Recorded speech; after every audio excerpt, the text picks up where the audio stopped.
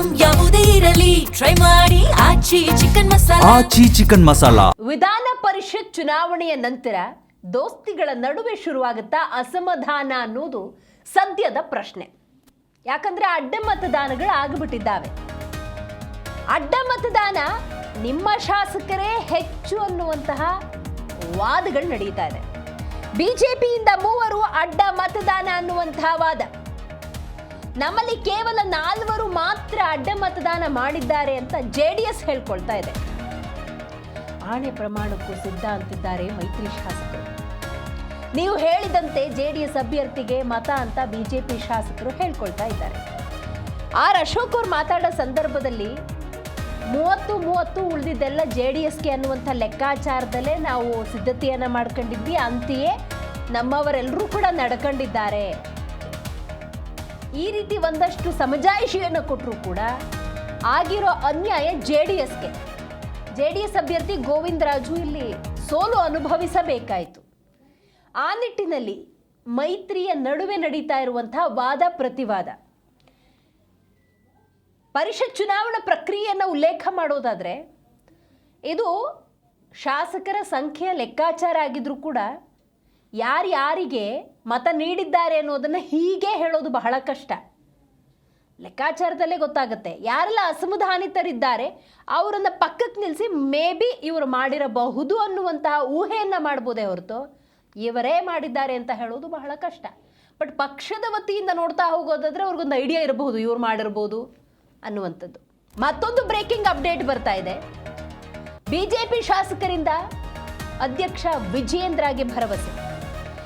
ಎಲ್ಲಿ ಬೇಕಿದ್ರೂ ಹೇಳೋದಕ್ಕೆ ಸಿದ್ಧ ಅಂತಿದ್ದಾರೆ ಶಾಸಕರು. ಲಿಂಗರಾಜ್ ಪಾಟೀಲ್ಗೆ ಓಟ್ ಹಾಕೋದಕ್ಕೆ ಮತ ಹಂಚಿಕೆ. ನಾಯಕರು ಸೂಚಿಸಿದ್ದವರಲ್ಲಿ 3 ಅಡ್ಡ ಮತದಾನ. ಉಳಿದಂತೆ ರಘು ಕೌಟಿಲ್ಯಗೆ ಮತ ಹಾಕಿದ್ರಲ್ಲಿ 1 ಅಸಿಂಧು ಆಗಿದೆ.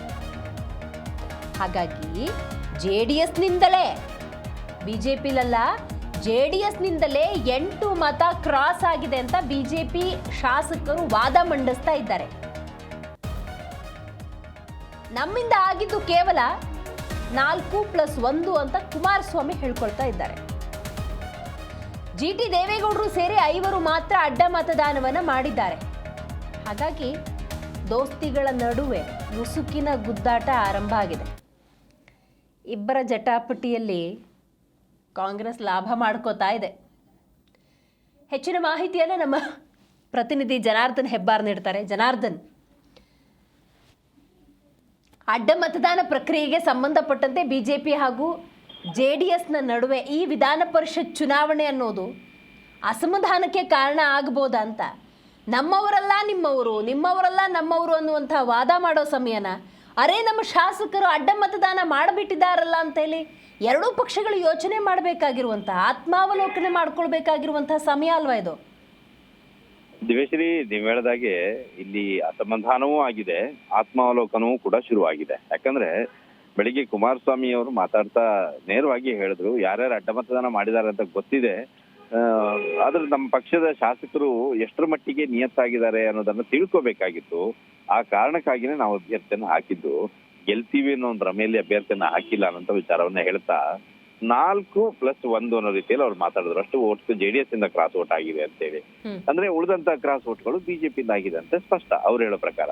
ಆದ್ರೆ ಇದೇ ಸಂದರ್ಭದಲ್ಲಿ ವಿಜೇಂದ್ರ ಅವರು ಕೂಡ ಮಾತಾಡಿದ್ರು. ವಿಜೇಂದ್ರ ಅವರು ಹೇಳೋ ಪ್ರಕಾರ ಜೆಡಿಎಸ್ ನಲ್ಲಿ ಜಾಸ್ತಿ ಆಗಿದೆ, ಬಿಜೆಪಿಯಲ್ಲಿ ಆಗಿರೋದು 3 ಅಥವಾ 4 ಓಟ್ಗಳು ಮಾತ್ರ ಕ್ರಾಸ್ ಔಟ್ ಆಗಿರೋದು, ಉಳಿದಿದ್ದೆಲ್ಲ ಆ ಕಡೆನೆ ಕ್ರಾಸ್ ಔಟ್ ಆಗಿರೋದು ಅಂತ ಇವರು ವಾದವನ್ನ ಮಾಡ್ತಾ ಇದ್ದಾರೆ. ಇಲ್ಲಿ ಅನುಮಾನ ಬರೋದು ಎಲ್ಲಿ ಅಂತಂದ್ರೆ, ಜೆಡಿಎಸ್ ಅಭ್ಯರ್ಥಿಗೆ 4 ಓಟ್ಗಳನ್ನ ಬಿಜೆಪಿಯಿಂದ ಕೊಡಿಸಲಾಗಿತ್ತು, ಅಂದ್ರೆ ಹೆಚ್ಚುವರಿ ಮತ ಉಳಿದಂತ ಮತವನ್ನ ಬಿಜೆಪಿ ಕೊಟ್ಟಿತ್ತು. ಅದರಲ್ಲಿ 3 ಓಟ್ ಕ್ರಾಸ್ ಆಗಿದ್ಯಾ ಇಲ್ವಾ ಅನ್ನೋದು ಸ್ಪಷ್ಟ ಆಗಲ್ಲ. ಈಗ ಅದು ಜೆಡಿಎಸ್ ನವರು ಹೆಚ್ಚಿನ ಸಂಖ್ಯೆಯಲ್ಲಿ ಕ್ರಾಸ್ ಔಟ್ ಮಾಡಿದ್ರು, ಬಿಜೆಪಿ ಅವ್ರು ಮಾಡಿದ್ರು, ಈಗ ಕಂಡಿಡಿದು ಒಂದ್ ಸ್ವಲ್ಪ ದಿನ ಟೈಮ್ ಬೇಕಾಗತ್ತೆ, ಗೊತ್ತಾಗತ್ತೆ, ಇವತ್ತಲ್ಲ ನಾಳೆ ಗೊತ್ತಾಗತ್ತೆ. ಆದ್ರೆ ಈಗ ಎರಡೂ ಕಡೆಯಲ್ಲೂ ಸಹಿತ ಅದೇ ವಿಚಾರವಾಗಿ ತಿಕ್ಕಾಟ ಶುರುವಾಗಿದೆ. ಅದಕ್ಕಿಂತ ಹೆಚ್ಚಾಗಿ ಇಲ್ಲಿ ಬಿಜೆಪಿ ಜೆಡಿಎಸ್ ನಲ್ಲಿ ಎಷ್ಟೆಷ್ಟು ಓಟ್ ಹೋಯ್ತು ಅನ್ನೋದಕ್ಕಿಂತ ಹೆಚ್ಚಾಗಿ ಎರಡೂ ಪಕ್ಷದಲ್ಲೂ ಕೂಡ ಕ್ರಾಸ್ ಓಟ್ ಆಗಿದೆ ಅನ್ನೋದು ಸ್ಪಷ್ಟ ಆಗಿದೆ. ಆ ಪಕ್ಷದಲ್ಲಿ ಇರುವಂತಹ ಶಾಸಕರು ಒಬ್ರಿರ್ಲಿ ಅಥವಾ ಒಂದಕ್ಕಿಂತ ಜಾಸ್ತಿ ಇರ್ಲಿ, ನಿಯತ್ನಾಗಿ ಇಲ್ಲದೆ ಇರುವಂತವ್ರು ಇದ್ದಾರೆ ಅನ್ನೋದು ಅವರಿಗೆ ಅರಿವು ಬಂದಿದೆ. ತೀವ್ರ ಮುಜುಗರ ಎರಡೂ ಪಕ್ಷಕ್ಕೂ ಕೂಡ ಆಗಿದೆ. ಈಗ ಕುಮಾರಸ್ವಾಮಿ ಅವರು ಬಹಳ ಖಾರವಾಗಿಯೇ ಮಾತಾಡಿದರೆ, ಯಾರ್ಯಾರು ಏನೇನ್ ನಿರ್ಧಾರ ಮಾಡಿದ್ದಾರೆ, ಏನೇನ್ ತೀರ್ಮಾನ ತಗೊಂಡೇ ಈ ವೋಟ್ ಮಾಡಿದ್ದಾರೆ ಎಲ್ಲವೂ ಕೂಡ ಗೊತ್ತಿದೆ ಅನ್ನೋಂತ ಅಂದ್ರೆ ಮುಂದಿನ ದಿನದಲ್ಲಿ ಪಕ್ಷ ಬಿಟ್ಟು ಹೋಗ್ಲಿಕ್ಕೆ ಅವ್ರು ಸಿದ್ಧವಾಗಿದ್ದಾರೆ ಅನ್ನೋ ವಿಚಾರವನ್ನು ಅವ್ರು ಹೇಳ್ತಾ ಇದ್ದಾರೆ. ಇಲ್ಲಿ ವಿಜೇಂದ್ರ ಕೂಡ ಸ್ಪಷ್ಟವಾಗಿ ಹೇಳಿರೋದೇನಂದ್ರೆ ಇಲ್ಲ ಕ್ರಾಸ್ ವೋಟ್ ಆಗತ್ತೆ ಅನ್ನೋ ಸಣ್ಣ ಅನುಮಾನ ಇದ್ರೂ ಸಹಿತ ಇಷ್ಟೊಂದು ಮಾಡ್ತಾರೆ ಅನ್ನೋ ಒಂದು ಇದಿರ್ಲಿಲ್ಲ, ನಂಬಿಕೆ ಇರ್ಲಿಲ್ಲ ಈ ತರ ಮಾಡ್ತಾರೆ ಅಂತ ಅಂದ್ಕೊಂಡಿರ್ಲಿಲ್ಲ. ತೀವ್ರ ಮುಜುಗರ ಆಗಿದೆ ಪಕ್ಷಕ್ಕೆ, ವೈಯಕ್ತಿಕವಾಗಿ ಎಲ್ಲವೂ ಕೂಡ ತೀವ್ರ ಮುಜುಗರ ಆಗಿದೆ. ಇದನ್ನ ಇಷ್ಟಕ್ಕೆ ಬಿಡಲ್ಲ, ಹೈಕಮಾಂಡ್ ಮಟ್ಟದಲ್ಲಿ ಮಾತುಕತೆಗೆ ನಾನು ಈಗಾಗಲೇ ಸಮಯ ಕೇಳಿದ್ದೀನಿ, ರಾಷ್ಟ್ರೀಯ ಅಧ್ಯಕ್ಷರ ಸಮಯ ಕೇಳಿದ್ದೀನಿ, ಇವತ್ತು ಅಥವಾ ನಾಳೆ ಕೊಡ್ತಾರೆ ಸಮಯ, ಹೋಗಿ ಭೇಟಿಯಾಗಿ ವರದಿಯನ್ನ ಒಪ್ಪಿಸಿ ಬರ್ತೀನಿ. ಯಾರ್ಯಾರೆಲ್ಲ ಕ್ರಾಸ್ ವೋಟ್ ಮಾಡಿದ್ದಾರೆ ಅವ್ರ ಮೇಲೆ ಏನ್ ಕ್ರಮ ತಗೋಬೇಕೋ ಖಂಡಿತ ಕ್ರಮ ಆಗಿ ಆಗತ್ತೆ, ಸುಮ್ಮನೆ ಕೂರಲ್ಲ ಅನ್ನೋ ವಿಚಾರವನ್ನ ಹೇಳಿದ್ದಾರೆ ದಿವ್ಯಶ್ರೀ.